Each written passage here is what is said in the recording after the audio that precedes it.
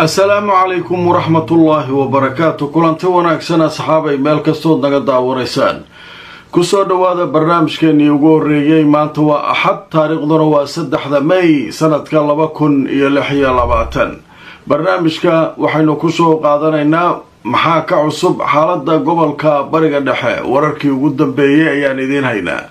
Iiraan oo Mareykanka u qabatay labo arrimood midood inuu sameeyo. haddaba Trump isaga ayaa hanjabi jiray waqtina u qaban jiray Iiraan, markan isaga ayaa waqti loo qabtay.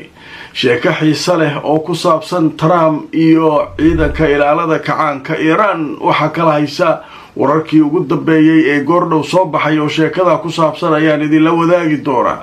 waxa soo kale barnaamijka aanu ku soo gudbin doonaa warar ku saabsan Israa'iil oo soo iibsanaysa diyaarado kale oo dagaal. haddaba sababtu maxay tahay? xaaladda oo aad u xun, wasiir ka tirsan Israa'iil oo u hanjabay aayatullaahiga Iiraan, iyo wararkii ugu dambeeyay xaaladda guud ee Hormuz.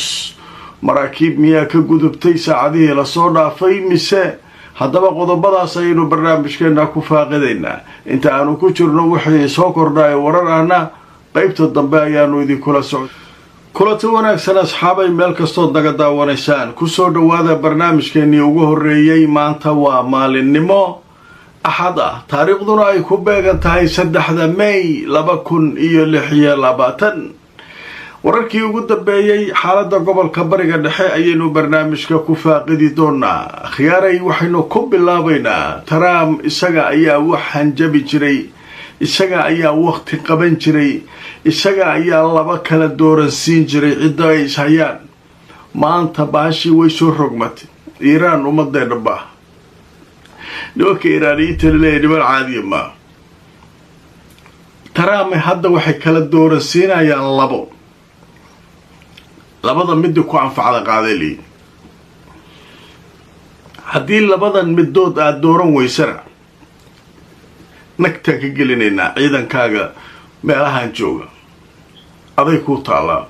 haddaba marka labada qodob ee Trump hor yaalla maanta uu yaaban yahay. anaa wax waabsan jiray, anigaa wax handadi jiray, aniga maa lay handada ay ka joogtaa odagii baad. haddaba markaanadi tuso ciidanka ilaalada kacaanka Iiraan ayaa war ay goordhow soo saareen waxay ku sheegeen in Trump ay tahay inuu kala doorto laba arrimood, ama dagaal inuu doorto iyo in heshiis xun oo uu la galo Iiraan uu kala doorto. اتفاق سيء الله. هشيس حن isaga wuxuu isticmaalaa waxa ay Iiraan keentay waa wax laga heshiin karo ma waa heshiis xun oo dhigi jiray. macnaha nuclear-keena lagama hadlayo, waxa ka lagama hadlayo, meesha ma saar rabna noola hadal. marka way ku xun tahay isagu. marka waa itifaaq sayyi waay, heshiis oo xun u arkaa. marka waxay dhaheen heshiiskii wuu xumaa lahayd, macnaha heshiis xun iyo dagaal mid kala dooraadeen. ninka saas la dhahayaa waaye waa Trump. dowladda loo hanjabayaa waaye dowladdii lahayd adduunka annagaa ugu awood weyn. Iiraan markan iyada ayaa waxay leedahay laba kala dooraadeen, ama alxarb dagaal, ama itifaaq sayyi wax la yidhaahdo heshiis xun. heshiis xun maxaa waaye? waxa Iiraan ay rabtaa loo sameynaa. marka Mareykanku way ku xun tahay. isagu wuxuu rabay hubkaaga keen, nuclear-kaaga soo dhiib, gacmaha taag.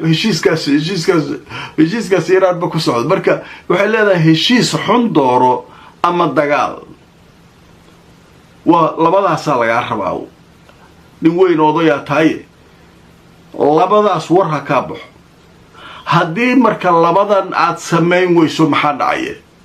waxay leeyihiin ciidanka ilaalada kacaanka Iiraan waxaa dhici doona wixii aanu ku samaynay saldhigyadiisii gobolka ee aan dukun daakum ka dhignay ayaan haddana kuwaan badda maraakiibtan taagtaagan waxbaan go'doominaynaa leh cagtaa marinaynaa adeer. waataan maalmahan oo dhan ka sheekeynaynay mar walba khidadaha ay isticmaalayaan. xataa waxaa ku jira kalluunka nooc ka mida oo miino inta lagu xiro markabka dalaq dhacay. marka ninkii Trump ahaa marka afkiya juqda gabay ilaa hadda wax jawaaboo laga haya ma leh. Trump waa la cayrsanayaa, la handadayaa. meeshan ninka odaga ciduu fursad ku helo uu daba dhigtaa sidiisaba Trump, laakiin cidii iska celisa sida ciyaal oo kale way beelo ku xaroora war dhan lagama maqlay.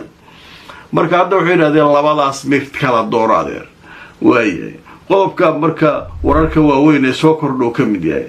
wararka kale ee soo kordhay waxa kamid ah nin wasiira waxa la yiraahdaa wasiirka tamarta, awalna wuxuu ahaan jiray wasiirka arrimaha dibadda ee Israa'iil oo ahaan jiray.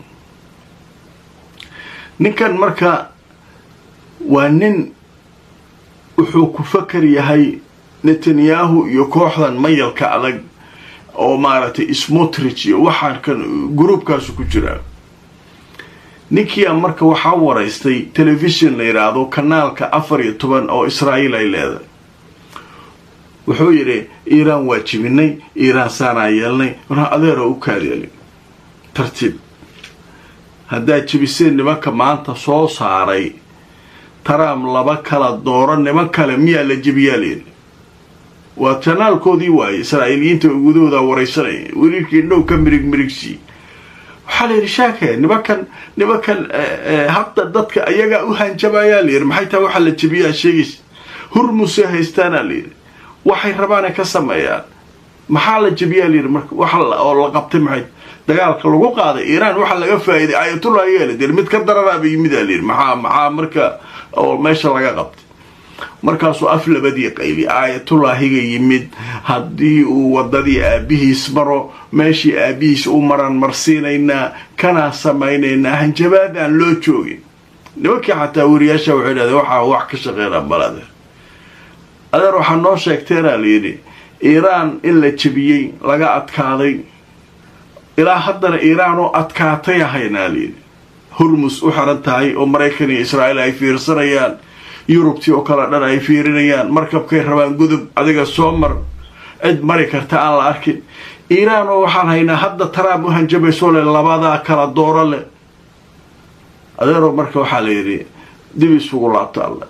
haddaba markaan tusoo nimankan Netanyahu kooxdiis Israa'iil waxay ku hanjabtay inay marka mar kale mujtaba Khamenei Ayatollah iyaga cusub ee Iran ay ka takhalusi doonaan haddii uu maro sida ay sheegeen wadadii aabihii uu maray. wasiirka tamarta Israa'iil ninka la yiraahdo Eli Cohen ayaa ku sheegay Ayatollah iyaga cusub ee Iran mujtaba Khamenei inuu digniin u dirayo oo marka uu uga digayo inuu maro wadadii aabihiis haddii wadada uu marana wixii ku dhacay aabihii inay ku dhici doonaan oo ay khaarijin doonaan. maruu waraysi siinayay kanaalka 14 ee marka Israa'iiliyiintu ay leeyihiin. way marka sheekadaas marka iyaduna halkaas mareen. dhanka kale Israa'iil Mareykanka waxay ka dalbatay diyaarado cusub oo F-35 iyo F-15 leeyahay. Mareykanka wuxuu leeyahay wixii horaaba haysateen oo tirada ka badnaa waxaan waxay leeyihiin annagu bariga dhexe hadda waxa kaliya aan ku joogno waxa waaye waxaan haysanaa hawada cid nagula tartami karto cirka ma jirto. diyaaradaha ugu casrisan haysanaa wadan kasta waxaanu kaga adkaano oo aan ku duqayno Gaza ugu yar cirkaasa ka duqaynaa, Lubnaan cirkaasa ka duqaynaa, Iran cirkaasa ka duqaynaa. marka saydaratul ajwaal iraada hawada ka haysanaa bariga dhexe. marka hawadaas bariga dhexe aan haysano inaan hoos uga soo dhacno ma rabno. marka diyaarad kasta oo casriya waa inaan soo badsanaa. annagu tabar kala ma haynee infantry iyo ciidan luga meel aan ku geli karna lama arko. hawadaasaan marka wax walba ka garaacna. Suuriya markaan weerarayno hawadaasa ka duqaynaa, Lubnaan hawadaasa ka duqaynaa, maaragtay Iran hawadaas waaye, Hezbollah hawadaas, meel kasta hawadaasa ka duqaynaa. Yemen hadda aadayno oo Xuuti soo weerarayno hawadaasa ka duqaynaa. marka annagu waxay yiraahdeen waxaan nahay dawladda ugu awoodda badan cirka marka la yiraahdo bariga dhexe. marka saas darteed aan waxaan u soo iibsanaynaa diyaarada cusub. haddaba marka aan tusoo wararkii ugu dambeeyay sheekadaas Israa'iil waxay meel marisay inay soo iibsanayso laba nooc oo kamid ah diyaaradaha kuwaas oo kala ah F-35 iyo F-15 wasaaradda gaashaandhigga ee Israa'iil ayaa waxay sheegtay in la meel mariyay in la soo iibsado diyaaradaha F-35 iyo F-15 oo Mareykanka laga soo gadanayo. arrintan waxay ka dhigantay yiraahdeen in markaa haysashada ay haysato Israa'iil hawada bariga dhexe ay markaa muddo sii haysan doonto oo markaa diyaarado kale oo casriya ay keensan doonto. marka wadamada gobolka waxay leedahay wax nagu gaara cirka ma jiro, marka annaga kaabaka cid noo soo dhawaan karta male. marka meeshaas marka iyadu halkaas ay xaajadu maraysaa. war goordhow soo dhacayna waxaa leeyahay markab weyn oo maaragtay 2 milyan iyo 200,000 oo fuusto oo shidaal wada oo Iiraan leedahay oo calanka Iiraan ku xiran yahay ayaa haddeer dhow wuxuu ka gudbaa la leeyahay maya saacadihii la soo dhaafay wuxuu ka gudbay Hormuz bariga fog ayuu aaday Indonesia iyo China iyo dhulkaasuu maaragtay u sii socdaa. marka waxaa leeyahay shidaalka intaas la eg oo markabka intaas la eg u wado oo Iiraan inuu ka yimid la og yahay, Mareykanka muxuu qaban waayay?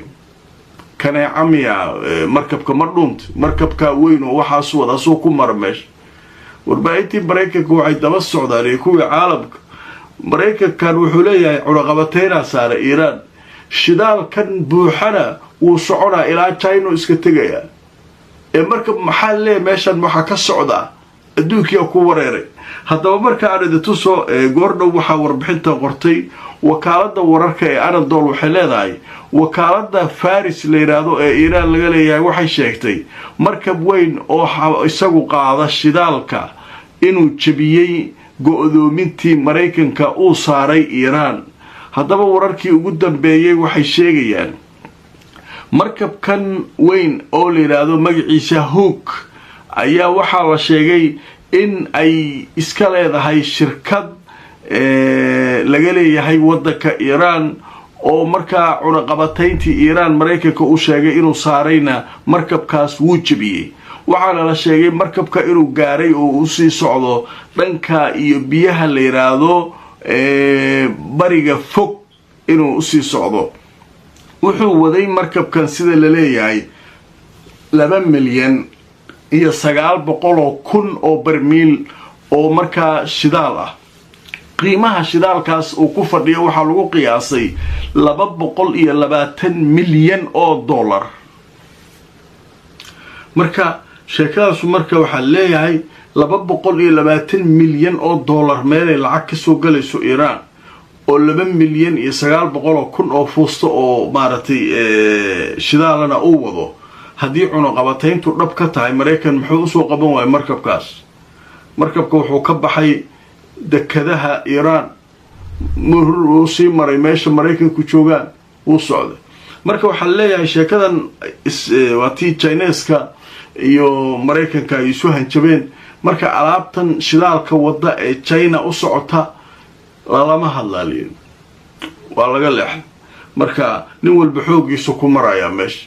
marka sheekadu halkaas ay maraysaa. qadar xayeysiinta kadib waxaan u gudbi doonaa hadii alla idmo intaan barnaamijka ku jirnay wixii akhbaarada soo kulanti wanaagsan asxaabay meel kastoo naga daawanaysaan. ku soo dhawaada barnaamijkeena qaybihii ugu dambeeyay. waa barnaamijkii ugu horreeyay maanta waxaan idin soo gudbinayn. haddaba qaybtan waxaynu ku soo qaadanaa wararkii soo kordhay intaanu barnaamijka ku jirnay. weeraro cusub ayay goordhow Israa'iil ku qaaday Lubnaan. koonfurta Lubnaan waxaa dhaawacmay sida warbaahinta ay sheegayaan 5 qof oo 4 ka mid ah dadka ka shaqeeya howlaha caafimaadka ay yihiin. macnaa ambalaasyada dadkii ka shaqeynayay ay 4 ka mid ah ayaa ka mid ah dadka halkaa ku dhaawacmay. waxaana la sheegay in weli laga baqayo dad kale inay dhibaato ka soo gaartay weeraradaas. dhanka kale Netanyahu war uu soo saaray wuxuu sheegay Israa'iil mar walba awooday leedahay, maray dib u dhacayso ma jirto. haddaba hadalkan maxaa ka keenay? hadalkan waxaa ka keenay markii qaar ka mid ah warbaahinta Israa'iil ay iyaguna saacadihii la soo dhaafay qorayeen Israa'iil inay daciiftay dagaalkii Iiraan kadib. wixii gantaalaha ku dhacay iyo jugta gaartay inay saaxadii ka soo baxday xataa wax la tashanaa male hurmus wax ka waraysanaa male maraykan iyo iiraan basaa is cayrsanaa bakistaan maraykan marka ninkan marka xoogaa wuxuu leeyahay maya sax maa taas israa'iil mar walba awooday leeda u leeyahy marka meeshaasaa marka iyaduna wararkaas wixii soo kordhay ayay ahaayeen qodobadaas ayaynu barnaamijkeenii ugu horreeyay maanta waxadaa kusoo qaadanay asxaabay barnaamijka la gareey oo share gareey haddaad cusubtaana subscribe-ka ka iloobi youtube-ka facebook-ana follow gareey inta aan mar kale barnaamijka lamida ku kulmayno haddii alla idmo iyo saacadaha soo socda nabadgelyo